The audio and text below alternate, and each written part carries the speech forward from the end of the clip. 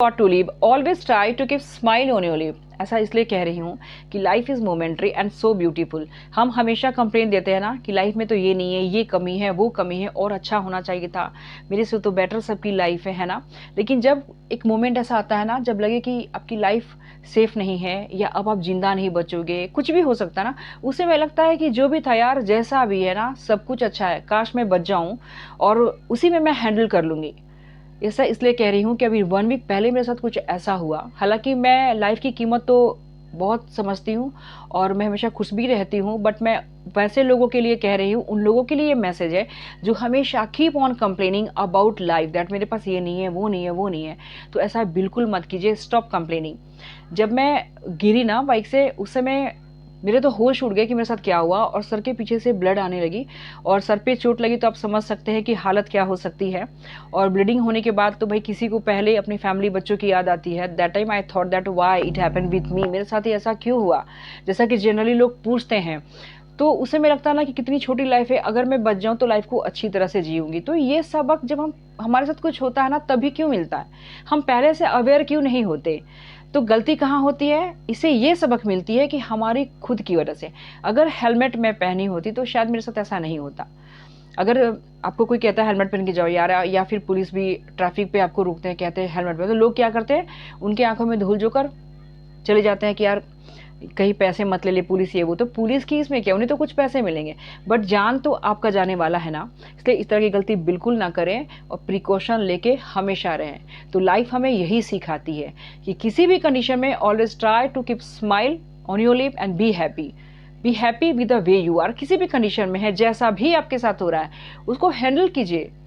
जीवन इसी का नाम है। तो चलिए वीडियो में आगे बढ़ते हैं और बात करते हैं आज के टॉपिक पे। Hello everyone, how are you all, I hope you all are fit and fine. आज का ये वीडियो बनाने का एक ही मकसद है कि मेरी एक बहन ने कमेंट बॉक्स में पूछा है कि किस तरह का सनस्क्रीन लोशन हमें अप्लाई करना चाहिए, सस्ता सा अच्छा सा बताइए।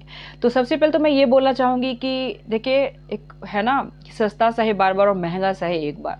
तो आप अगर सस्ता ये सब चीज़ें तो दिमाग से निकाल दें, क्योंकि बात है हमारी स्किन की। अगर हम बाहर खाना खाने जाते हैं तो क्या करते हैं, ढेर सारे पैसे बर्बाद करते हैं ना, 200 300 500, बल्कि इससे ज़्यादा लग ही जाते हैं छोटी छोटी चीज़ों में। तो कभी भी अपने स्किन से, बालों से या हेल्थ से कोई भी कॉम्प्रोमाइज़ नहीं। भले ही आप 200 के कपड़े पहन लो, लेकिन देखने में अच्छे लगोगे ना, तो आप पे बहुत ही वो सूट करेगा। तो ये बिल्कुल मत सोचिए कि यार सस्ता सा कोई चीज़ बता दो।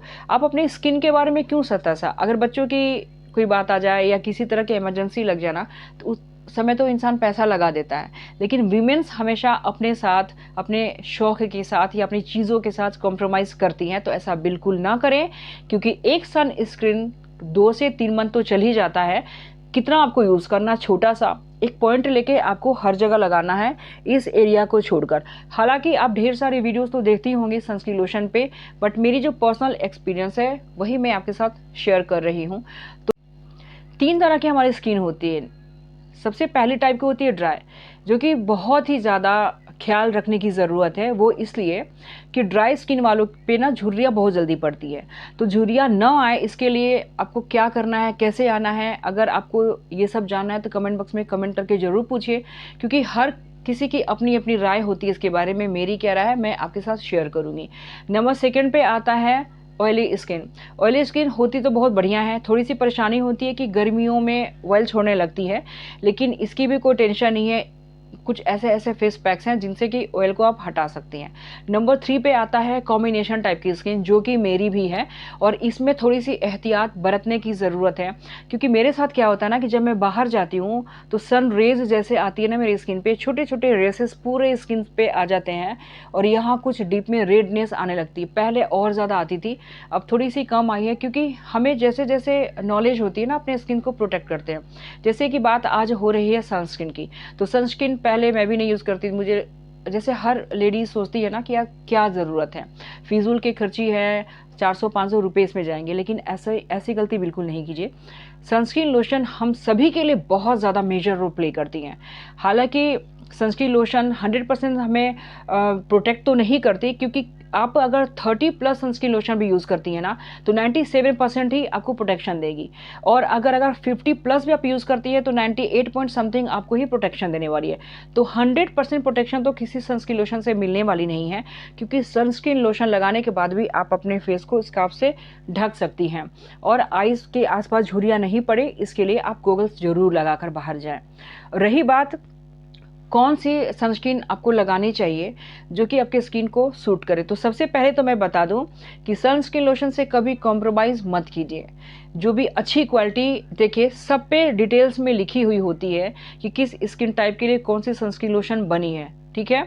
और उसके बाद SPF कितना आपको चाहिए, तो 30+ भी ले सकती हैं, 50+ भी ले सकती हैं। 50+ थोड़ी सी ऑयल छोड़ती है, बट 50+ मैं तो बताऊंगी कि वही यूज़ करें, बिकॉज मैं यूज़ करती हूँ।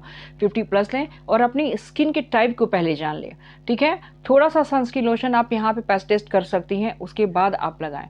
ज़रूरत अगर महसूस हो रही है तो किसी भी जाके आप डर्माटोलॉजिस्ट से बिल्कुल पूछ ले, क्योंकि ऐसे तो ढेर सारे ब्रांड हैं, लेकिन एक ला शील्ड SPF 14 है जो कि हर तरह की स्किन के लिए बहुत ही सूटेबल है। और इसे अगर आप परचेज करती हो तो 3 से 4 मंथ तो चल ही जाएगा बहुत ही आराम से। वैसे मिनिमलिस्ट का है, डर्मो का भी है, लैक्मे वगैरह के भी हैं, लेकिन मैं वैसा ही यूज़ करती हूँ जो मेरे स्किन को सूट करे। मेरी कॉम्बिनेशन स्किन है, धूप में जाने के बाद ना हालत ख़राब हो जाती है, अगर सनस्क्रीन नहीं अप्लाई करूँ तो छोटे छोटे रेशेज़ आने लगते हैं। फिर भी अगर आपको डर है ना, तो किसी स्किन चिकित्सक से जाके आप परामर्श जरूर ले लें। फिर सेकंड में बात करती हूँ कि अगर आपको लग रहा है कि नहीं वहाँ जाने की ज़रूरत नहीं है, पहले से आप कुछ यूज़ करते आ रहे हैं जो सूट कर रहा है, तो बिल्कुल उसे ही आप आगे भी उसे फर्दर अप्लाई करती रहे। लेकिन आपको चीप एंड बेस्ट में नहीं जाना है, मेरी यही पर्सनल राय है। 4 या 5 या 6 या 7, ठीक है। लोग इसलिए कॉस्ट लेते हैं ना, क्योंकि उसमें उस तरह की चीज़ें उसमें मिली होती है। सारी डिटेलिंग आप पढ़ लें कि जो चीज़ आपको आपके मिलाजमा को प्रोटेक्ट कर रहा है, आपके स्किन को प्रोटेक्ट कर रहा है, कितना % उसमें SPF है, क्या है, सारी चीज़ें डिटेलिंग उसमें होती है। हाँ, एक चीज़ का ध्यान जरूर रखिएगा, किसी की भी स्किन पे तुरंत अगर एलर्जी होती है ना, तो आपको किसी भी तरह के जो स्मेल्स उसमें मिले होते हैं, यानी कि सुगंधित चीज़ें जो होती है ना, वो ऐड किया हुआ आपको सनस्क्रीन बिल्कुल नहीं अप्लाई करना है। इससे क्या होता है कि तुरंत एलर्जी वाले स्किन वालों के साथ बहुत बुरा हो सकता है और आपकी स्किन पे रैशेस भी आ सकते हैं। तो किस तरह की सनस्क्रीन फिर लगा, हर तरह की स्किन के लिए परफेक्ट है। ला शील्ड सन स्क्रीन जेल SPF 40 है। ला शील्ड सन स्क्रीन जेल SPF 40 ये ऐसा सनस्क्रीन लोशन है ना, जो किसी भी टाइप की हो, या फिर आपकी ड्राई है या फिर ऑयली है या फिर कॉम्बिनेशन वाली है, सबके लिए ये बहुत ही बेस्ट है। अगर एक बार आपने इसे परचेज कर लिया तो किसी और सनस्क्रीन की तरफ जाने की आपको ज़रूरत नहीं पड़ेगी। खादी की भी सनस्क्रीन लोशन आती है, मैंने 2 नाम और भी लिए, मिनिमलिस्ट की, डर्मो की, लेकिन आपको अपना स्किन टाइप सबसे पहले देना है। तो ये सभी के अपने अपने कपड़े होते हैं, शेप एंड साइज़ होती है ना, ठीक उसी तरह से अपनी अपनी क्रीम की चॉइसेस भी होती हैं या अपनी स्किन टाइप के अकॉर्डिंग होती हैं। तो किसी और की क्रीम, कई लोग ऐसा करते हैं ना कि घर में एक ही क्रीम आ गई और किसी का भी क्रीम, डे क्रीम हुआ, नाइट, या फिर सनस्क्रीन यूज़ करने लगते हैं। ऐसा बिल्कुल मत कीजिए, क्योंकि हर चीज़ पे जब पैसे आप वेस्ट कर सकते हैं तो एक क्रीम तो पर्टिकुलर अपना होना चाहिए। सनस्क्रीन का चुनाव आप सोच समझ कर करें, क्योंकि इसके कितने सारे फ़ायदे हैं वो आपको पता होगा। सबसे पहला फ़ायदा है कि यूवी जो किरणें निकलती है ना, खतरनाक पैराबैंगनी किरणें, उनसे आपको ये प्रोटेक्शन देता है। आप पे जो धीरे धीरे करके झुर्रियाँ बनने लगती है ना, उससे ये बचाता है। आपकी जो स्किन पे चकते बनते हैं ना, काले काले निशान आप देखते होंगे, उससे आपको सेफ रखता है। फिर मेलाज्मा की जो बहुत ज़्यादा प्रॉब्लम स्पेशली मैं दिल्ली में देख रही हूँ, उससे भी आपको रोकता है। क्योंकि कुछ दिनों पहले मैं जब खुद पे, अब जैसे मैं प्रैक्टिकल वही चीज़ें बात करती हूँ ना जो कि मेरे साथ हुआ होता है, बीच में मैं भी इग्नोर कर रही थी, उतना ज़्यादा ध्यान नहीं देना। That's why I thought that I should upload video, क्योंकि ज़रूरी है बताना यार, इस मैसेज को आप जितने लोगों के साथ शेयर करो ना, जब किसी पे पड़ता है ना, तभी वो दूसरों को भी बता सकता है। हम किसी का वीडियो देखकर या कुछ सुनकर समझकर उतना एक्सपीरियंस नहीं ले सकते, लेकिन जब हमारे ऊपर खुद पड़ता है ना, तब पता चलता है कि आप सन के एक्सपोज में जब जाओगे ना, तो यहाँ पे आती है सबसे पहले और यहाँ पे बनी शुरू होती है। तो ये जब चीज़ें ना सबसे मतलब बुरी दिखती है, अगर किसी कपड़े पे भी निशान पड़ता है तो बताइए वो कैसा लगता है देखने में। उस निशान को हम हटाने की कोशिश करते हैं ना, ये तो हमारा फेस ही है। हमें कहीं भी जाना है तो सबसे पहले एक्सपोजर क्या होता है, हमारे फेस का। तो मैं तो सभी महिलाओं से यही रिक्वेस्ट करूंगी कि अपने आप को इग्नोर बिल्कुल मत कीजिए और पैसे से कॉम्प्रोमाइज़ बिल्कुल मत कीजिए इस मामले में। बल्कि आप कपड़े बहुत सस्ते पहनो। अब जैसे भी हो, अगर स्किन टाइप आपकी अच्छी है ना, अगर हेल्दी डाइट लेते हो ना, तो आप बहुत ही खूबसूरत दिखोगे। और अगर चेहरा ही खराब लग रहा है, आपकी हेल्थ अच्छी नहीं है, तो आप बहुत कॉस्टली कपड़े पहन लो, फिर भी कुछ भी अच्छा नहीं दिखेगा। क्योंकि कई लोगों को मैंने देखा है कि कपड़े यार बहुत ताम झाम के पहनते हैं, बहुत कुछ अपने पे लेते हैं, बट स्किन देखने लायक नहीं होती, उनकी हेल्थ भी गिर जाती है। तो इस तरह से गलती अगर आप करनी है तो आज करने से बचें।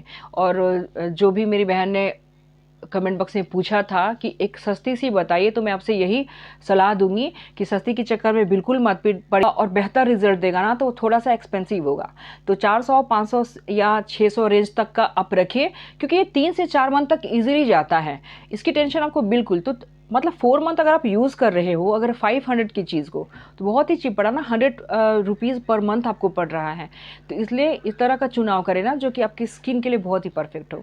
तो आई hope you like my video. अगर मेरी ये वीडियो पसंद आए और आपको लगे ना कि ये काम की है, तो मेरे वीडियो पे एक लाइक का बटन जरूर दे दीजिएगा, इससे मोटिवेशन मिलता है। और अगर पहली बार आप मेरे इस चैनल पे आए हैं तो मेरे चैनल को सब्सक्राइब जरूर कर लें और नोटिफिकेशन बेल को जरूर प्रेस कर लें, ताकि मेरी आने वाली हर वीडियो आपके पास बहुत जल्दी पहुंचे।